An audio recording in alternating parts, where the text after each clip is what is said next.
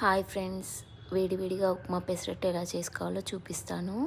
ఒక glass పెసర్లకు half glass బియ్యము, 1 table spoon మెంతులు యాడ్ చేసి నానబెట్టి పక్కకు పెట్టేసుకోవాలి 1 to 2 అవర్స్.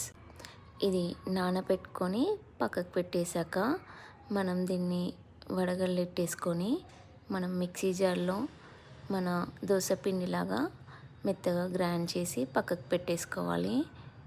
ఇది హెల్త్కి కూడా చాలా మంచిది, పిల్లలు కూడా చాలా ఇష్టంగా తింటారు.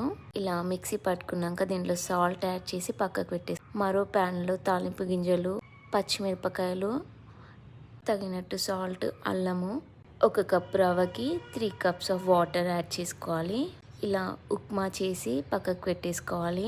మనం దోశ వేసేసుకుందాం. దీనిపైన లైట్గా కారము, సన్నగా తరుముకున్న ఉల్లిపాయలు ఉప్మాని ఇలా అప్లై చేసుకోవాలి. చూసారా, ఉప్మా పెసరట్టు రెడీ. మీరు ట్రై చేయండి.